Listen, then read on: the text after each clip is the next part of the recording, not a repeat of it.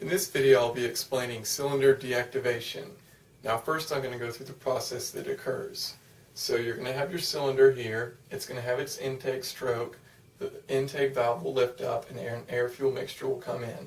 It'll then compress that, moving the piston back up, ignite it with the spark plug, you'll have combustion, just a very typical cycle, and then this is where it actually deactivates. Now once it goes back up, you'll have combustion, it'll come down, and then after combustion, this exhaust valve will remain in place, and the piston will move back up, just compressing the gas, the exhaust fumes, and then both of these valves will remain closed from that point, and the piston will just go back up and down with those exhaust gases remaining inside the cylinder. Now, something important to mention, you're always going to want to do at least an even number of cylinders on opposite strokes. So for example, say we have a 4-cylinder and they want to incorporate cylinder deactivation, well then one's going to be on its intake stroke coming down while the other is on its compression stroke coming up. That way, while this is compressing and this is expanding, well actually it won't be an intake, it'll be the expanding and compressing rather.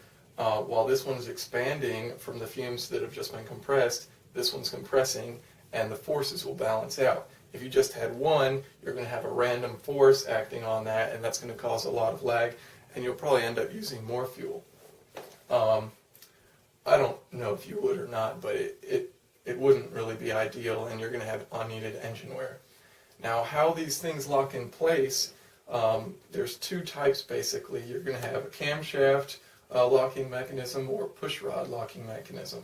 And what will happen with the camshaft is there'll be a solenoid that hydraulically locks the rocker arms in place and doesn't allow these valves to move.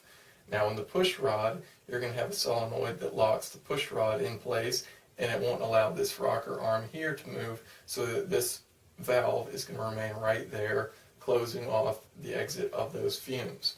So the important thing to note is that when you start it, you do not have the exhaust phase, and that you will always have an even number on opposite strokes, either expanding or compressing those exhaust fumes.